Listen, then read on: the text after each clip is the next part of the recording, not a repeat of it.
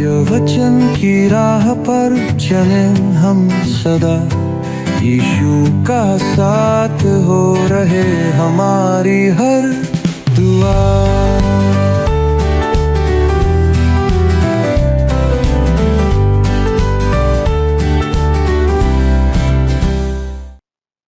प्रिय मित्रों, प्रभु यीशु मसीह में प्रेम सहित नमस्कार। मैं बड़े ही आदर के साथ आप सभी का इस प्रसारण में स्वागत करती हूँ। हम सपन्या की पुस्तक पर अध्ययन कर रहे हैं और आज हम तीसरे अध्याय के चौथे पद से आगे बढ़ेंगे। हम पिछले प्रसारण में देख रहे थे कि परमेश्वर ने इज़राइल और यहूदा के पड़ोसी राज्यों पर दंड की भविष्यवाणी करने के बाद एक बार फिर यरूशलेम की ओर ध्यान आकर्षण किया। आज के भाग में हम देखेंगे कि परमेश्वर इज़राइल के भविष्यद्वक्ताओं, याजकों और अगुओं पर दोष लगाता है। तो चलिए हम देखते हैं कि वो क्या दोष थे जो आज के समय में भी प्रासंगिक हैं। पर इससे पहले एक गीत सुनने के द्वारा अपने मनों को परमेश्वर के वचन के लिए तैयार करते हैं। प्रिय दर्शकों, जय मसीह की। एक बार पुनः आपके अपने मनपसंद और आत्मिक सामर्थ्य देने वाले सत्यवचन बाइबल अध्ययन में आपका स्वागत है।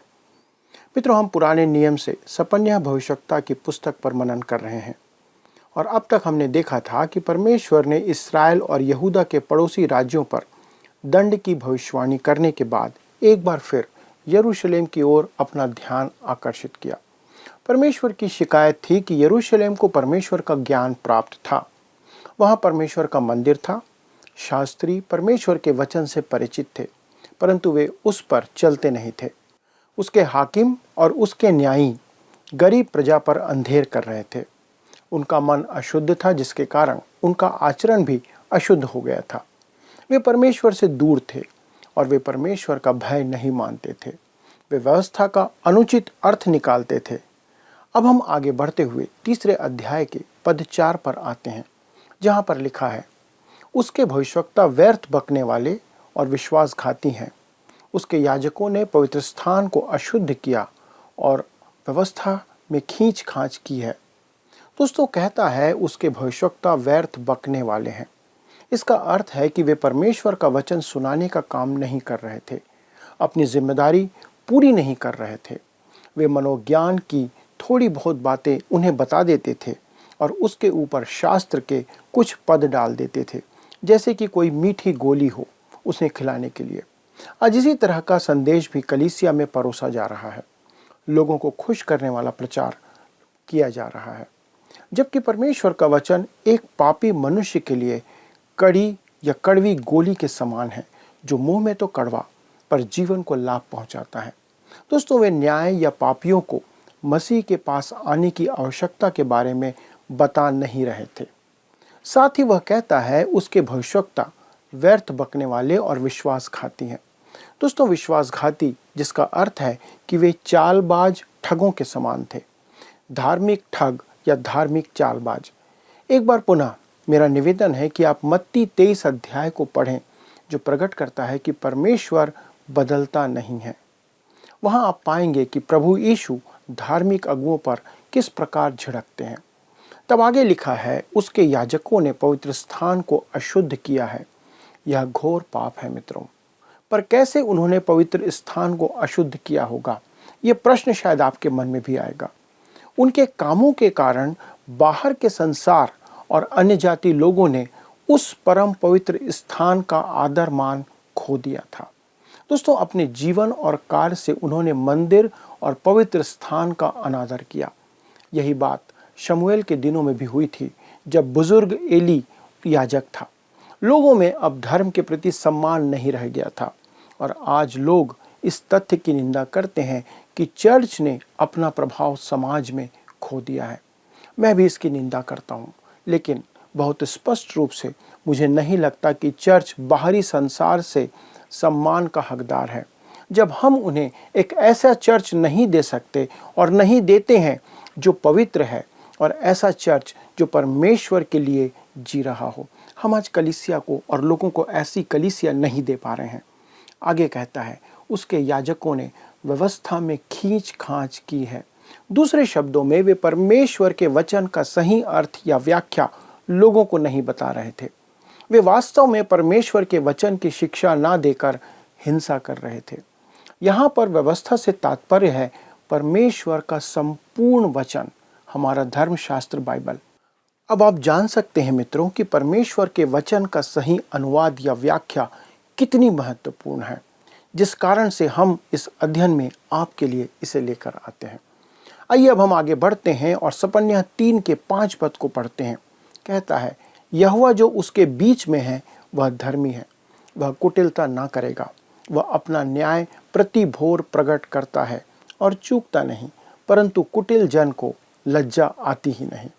जैसा लिखा है, यहोवा जो उसके बीच में है वह धर्मी है, वह कुटिलता ना करेगा। परमेश्वर कुटिलता नहीं करता है, जबकि उसके लोग सोचते हैं कि उनकी कुटिलता को देख परमेश्वर चुप है, तो इसका अर्थ है कि परमेश्वर उनका अनुमोदन कर रहा है। उन्हें ऐसा लगता है, पर परमेश्वर कहता है कि वह उन्हें दंड देने जा रहा है। दोस्तों, परमेश्वर कुटिलता नहीं करता है। तब आगे लिखा है, वह अपना न्याय प्रति भोर प्रकट करता है और चूकता नहीं, परंतु कुटिल जन को लज्जा आती ही नहीं। अधर्मी अपने पाप में व्यस्त रहते हैं, उन्हें लज्जा ही नहीं आती कि उनका पाप सर्व प्रकट है। मित्रों, अध्याय 3 पद 6 से 8 में भावी महाक्लेश का चित्रण है, जो भविष्य में घटने जा रहा है, और सपन्याह ने इसे यहोवा का भयानक दिन कहा है। अब सपन्याह यरूशलेम से हटकर अंतिम दिनों में विश्व की सब जातियों के विषय भविष्यवाणी करता है। दोस्तों, यह हरमगिदोन है जो प्रभु यीशु के आगमन पर समाप्त होगा। तब पद 6 में लिखा है, मैंने अन्य जातियों को यहाँ तक नष्ट किया कि उनके कोने वाले गुम्मट उजड़ गए। मैंने उनकी सड़कों को यहाँ तक सूनी किया कि कोई उन पर नहीं चलता। उनके नगर यहाँ तक नष्ट हुए कि उनमें कोई मनुष्य वरन कोई भी प्राणी नहीं रहा। दोस्तों, यदि आपको प्राचीन युग की महान सभ्यताओं के भ्रमण करने का सौभाग्य प्राप्त हुआ हो, तो आप पाएंगे कि इन बातों को भी आप वहाँ पर देख सकते हैं। ओस्तिया के खंडहरों में, जो रोम का रंग स्थल या खेल के मैदान था, वहाँ आज भी पत्थरों की सड़कें हैं जो रथों के चलने से खराब हो गई थी। आज तो वह एक वीरान स्थान है, परंतु उसका विकास किया जा रहा है और वह फिर से प्रसिद्ध स्थान होगा। अपने समय में वह एक प्रसिद्ध स्थान था, पर परमेश्वर कहता है कि उनके नगर यहाँ तक नष्ट हुए कि उनमें कोई मनुष्य वरन कोई भी प्राणी नहीं रहा। अब हम आते हैं दोस्तों 3 अध्याय के पद 7 पर।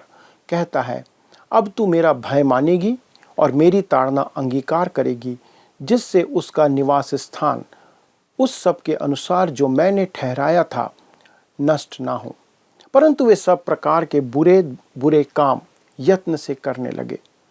उन पर चेतावनियों का और दंड की आज्ञा का कोई प्रभाव नहीं हुआ था। इस कारण उन पर यहोवा का भयानक दिन आ पड़ेगा। दोस्तों, यह पृथ्वी पर परमेश्वर का अंतिम दंड होगा जो भविष्य में आने वाला है। अब हम आगे बढ़ते हैं और पद 8 पर आते हैं। कहता है, इस कारण यहोवा की यह वाणी है, जब तक मैं नष्ट करने को ना उठूं, तब तक तुम मेरी बाट जोहते रहो। मैंने यह ठान लिया है कि जाति जाति के और राज्य राज्य के लोगों को मैं इकट्ठा करूं, कि उन पर अपने क्रोध की आग पूरी रीति से भड़काऊं, क्योंकि सारी पृथ्वी मेरी जलन की आग से भस्म हो जाएगी। मित्रों, हमारी पृथ्वी दंड की ओर बढ़ रही है, उस ओर अग्रसर है। यद्यपि मनुष्य इसे नहीं मानता, परंतु हम दंड की ओर बढ़ रहे हैं। यह दंड तब आरंभ होगा जब प्रभु यीशु अपनी कलीसिया को उठा लेगा। तब आरंभ होगा महाक्लेश का समय, और जब प्रभु यीशु अपना राज्य स्थापित करने इस पृथ्वी पर लौटकर आएगा, उस समय महाक्लेश का अंत होगा। अब हम एक ऐसे भाग में आते हैं दोस्तों, जिसका शीर्षक है दंड का अंत और प्रभु राज की स्थापना। अब हम अंधकार से दिन में प्रवेश करते हैं और उन आशीषों को देखेंगे जो सभी विश्वासियों के लिए आरक्षित या सुरक्षित की गई है। जहाँ तक सपन्याह की पुस्तक का प्रश्न है, आंधी अब थम गई है। पुस्तक का आरंभ अंधकारमय अमंगल से हुआ था और फिर दंड की चर्चा आई। इस अध्याय का आरंभिक प्रथम भाग, जो यरूशलेम के दंड की भविष्यवाणी करता है, अत्यधिक भयानक भाग है। आप महाक्लेश के चित्रण को देखते हैं, जब परमेश्वर जाति जाति को दंड देगा, क्योंकि वे उस समय यरूशलेम के विरुद्ध खड़ी होंगी तो खून जम जाएगा। ऐसी भयानक स्थिति होगी, जैसा जकरिया 14 अध्याय के पहले 3 पदों में हमें पढ़ने को मिलता है।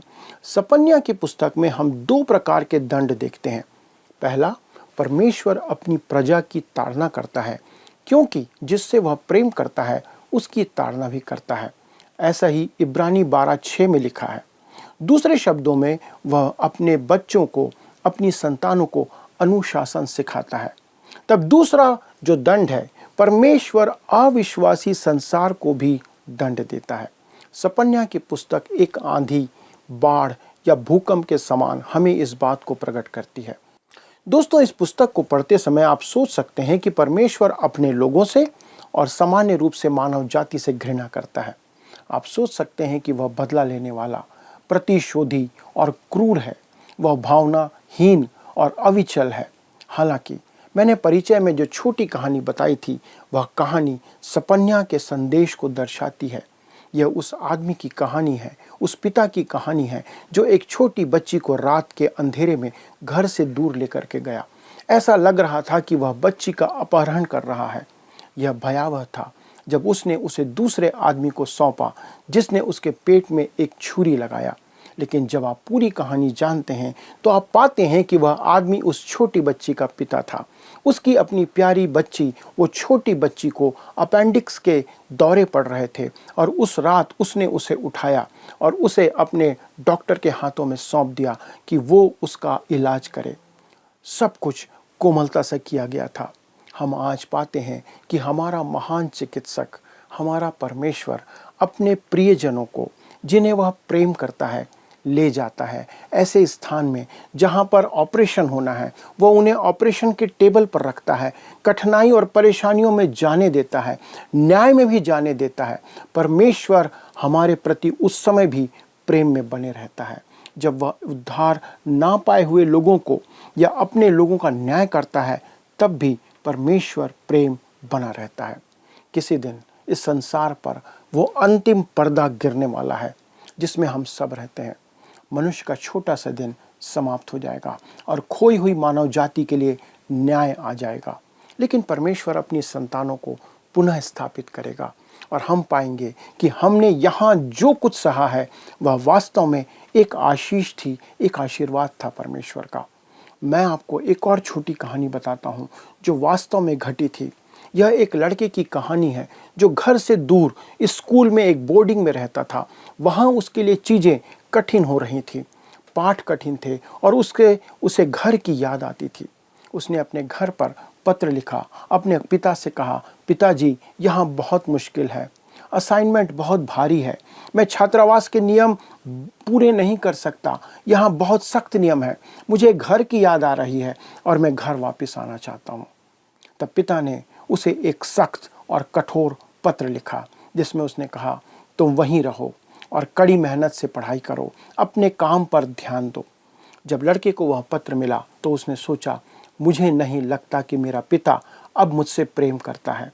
मेरे पिता मुझसे प्रेम नहीं करते या नहीं कर सकते, या वे नहीं चाहते कि मैं इस यातना से, इस समस्या से बाहर निकलूं जिससे मैं आज गुजर रहा हूं। हमारे पास एक स्वर्गीय पिता है मित्रों, जो हमसे ऐसा ही कहता है, तुम जीवन के कॉलेज में नीचे इस पृथ्वी पर हो, मैं तुम्हारे लिए एक जगह तैयार कर रहा हूँ और मैं तुम्हें उस जगह पे ले जाने के लिए आऊँगा ताकि तुम उस पर जगह पर रहने के लिए तैयार रहो। इसे ध्यान में रखते हुए आइए हम सपन्या के इस अंतिम भाग पर आते हैं जो पद 9 से आरंभ होता है। और यहाँ पर सपन्या अध्याय 3 के 9 में कहता है, उस समय मैं देश देश के लोगों से एक नई और शुद्ध भाषा बुलवाऊंगा कि वे सब के सब यहोवा से प्रार्थना करें और एक मन से कंधा मिलाए हुए उसकी सेवा करें। दोस्तों, यह परमेश्वर का दूरस्थ उद्देश्य है जिसे परमेश्वर की जो इस संपूर्ण अंश में प्रकट किया गया है। हम इसे इस भाग में पाएंगे क्योंकि अब हम प्रकाश में या ज्योति में आ चुके हैं। अब हम न्याय के अंधकार में नहीं हैं, अब हम प्रभु के दिन में नहीं हैं जो अंधकार से आरंभ होता है। दोस्तों, अब सूर्योदय हो चुका है और मानव जाति पर प्रकाश पड़ चुका है। जैसा लिखा है, उस समय मैं देश देश के लोगों से एक नई और शुद्ध भाषा बुलवाऊंगा। दोस्तों, उसका मतलब यह नहीं कि हर कोई इब्रानी भाषा बोलने लगेगा। हालांकि बहुत से लोग सोचते हैं कि यही इसका मतलब है। नहीं, वह उन्हें किसी दूसरी शायद अज्ञात भाषा की ओर मोड़ने जा रहा है जिसे हर कोई बोलेगा। कुछ लोग सोचते हैं कि हमें किसी नई भाषा की आदत डालनी पड़ेगी क्योंकि स्वर्ग में हर कोई यही बोलेगा, लेकिन इसका मतलब यहाँ पर यह बिल्कुल नहीं है। शुद्ध भाषा का मतलब बिल्कुल वही है जो यह कहता है भाषा शुद्ध होगी, कोई निंदा नहीं सुनाई देगी, कोई बुराई नहीं करेगा, आपके शब्दों में कोई अश्लीलता नहीं होगी, कोई भी घृणित बात आपके मुंह से नहीं निकलेगी। ये होगी आपकी शुद्ध भाषा जो वहाँ पर होगी। हमारी एक पड़ोसन थी, वह खुले दिल की थी परंतु उद्धार से रहित थी। उसकी बोली बहुत बुरी थी, गुस्सा होने पर तो वह पूरे मोहल्ले में गरजती रहती थी। उसकी भाषा ऐसी ही थी कि कुछ लोग तो उसकी रिपोर्ट थाने में करना चाहते थे। मित्रों, स्वर्ग की भाषा विचारों में, शब्दों में और कर्मों में परिशुद्ध होगी। तब आगे कहता है कि वे सब के सब यहोवा से प्रार्थना करें और एक मन से कंधा मिलाए हुए उसकी सेवा करें। उस दिन कोई परमेश्वर के विरुद्ध नहीं चलेगा। स्वर्ग रहने के लिए एक बहुत ही उत्तम स्थान होगा और आपके पड़ोस में रहने वाला भी एक उत्तम पड़ोसी होगा। वास्तव में यह एक शानदार और बहुत ही उत्तम जगह होगी और वहाँ आपके कुछ अच्छे पड़ोसी भी होंगे। मित्रों, क्या यह बात आपको उत्साहित नहीं करती, आपको उत्तेजित नहीं करती है? पर हमें उसके लिए आज और इसी जीवन से तैयार रहना होगा। क्या आप उस स्थान के लिए तैयारी कर रहे हैं? क्या आप परमेश्वर के साथ सदा काल के लिए रहने के मार्ग पर बढ़ रहे हैं? आज विचार कीजिए, आपकी स्थिति क्या है? इसी विचार के साथ हम अपना अध्ययन समाप्त करते हुए आइए प्रार्थना में जाएं। स्वर्गीय पिता, प्रभु यीशु मसीह में होकर आपको धन्यवाद देते हैं। सारी उत्तम आशीषें आपकी ओर से हमें मिलती है और प्रभु, आपने हमारे लिए जो आशीष रखी है कि हम सब जो आप पर विश्वास करते हैं बड़े ही धैर्य के साथ अपना जीवन जी रहे हैं, आपके साथ एक दिन उस स्थान में वास करेंगे जहाँ पर शुद्धता होगी, जहाँ पर प्रेम होगा, जहाँ पर भाईचारा होगा, जहाँ पर हर कोई एक दूसरे के प्रति अपना सा प्रेम रखेगा। पिता, हम नहीं जानते कि कितने लोगों को प्रभु आप वहाँ ले जाएंगे, लेकिन हम ये जानते हैं प्रभु कि जो आपके स्वर्गीय पिता की इच्छा पर चलते हैं उनके लिए प्रभु वो मार्ग खुला हुआ है। हमारी प्रार्थना है प्रभु, हमारे इन सभी दर्शक भाई बहनों के लिए, बच्चों के लिए, जवानों के लिए, बुजुर्गों के लिए प्रभु आप उन पर अनुग्रह करें कि हम आज से, अभी से उस जीवन की तैयारी में बने रहें, लगे रहें। जबकि हमने वचन में सुना है तो प्रभु हमें इस बात से प्रोत्साहित करें, पवित्र आत्मा हमारी अगुवाई करें कि हम सब उस स्थान में आपके साथ वास करने पाए जहाँ पर आपकी वो अद्भुत आशीष हमारे लिए होगी। धन्यवाद के साथ इस विनती को प्रभु यीशु क्रिस्त के नाम से मांगते हैं, आमीन। अगले अध्ययन में दोस्तों एक बार फिर से आपसे मुलाकात होगी। तब तक परमेश्वर के अनुग्रह, उसकी आशीष में बने रहें और उसका वो प्रेम आपके जीवन में बढ़ता चला जाए। प्रभु आपको आशीष दे। आइए अब हम प्रश्नों को देखें। पिछले प्रश्न का उत्तर है डी, जिन्हें परमेश्वर का वचन प्राप्त है। कल के अध्ययन के अनुसार सबसे अधिक दंड के योग्य वे हैं जिन्हें परमेश्वर का वचन प्राप्त है और उसे नहीं मानते। आज के अध्ययन पर आधारित प्रश्न है, सपन्याह महाक्लेश के समय को खाली स्थान के द्वारा प्रकट करता है। ए, यहोवा का भयानक दिन, बी, इसराइल का दंड, सी, अन्य जातियों का न्याय, डी, कलीसिया का न्याय। मित्रों, इस प्रश्न का उत्तर हमें कल सुबह 6 बजे से पहले विकल्प ए, बी, सी या डी के साथ अपना नाम, पता, स्थान के साथ 9651433397 पर SMS या WhatsApp करें। प्रिय मित्रों, हमने जाना कि इजराइल के पतन का एक मुख्य कारण उनके अगुओं का पाप था। यदि हमारे अगुए सही मार्ग पर हों तो हम लोगों को सही मार्गदर्शन मिल सकता है, पर यदि अगुए अपना काम पूरा ना करें तो पूरा समाज भ्रष्टता की ओर बढ़ते जाता है। यह आज भी हम देख सकते हैं। तो चलिए इसी समर्पण के साथ कि हम परमेश्वर के साथ अपनी संबंधों में सही बने रहेंगे, आज के लिए आपसे विदा लेते हैं। प्रभु आपको और आपके परिवार को सुरक्षित रखे। अगर आप इस कार्यक्रम को पुनः देखना चाहते हैं तो हमारे YouTube चैनल वर्ड रिसाउंड्स टुडे पर भी देख सकते हैं। धन्यवाद। क्या आपको यह कार्यक्रम पसंद आया? अभी हमें एक मिस कॉल करें और आप अगले विजेता हो सकते हैं।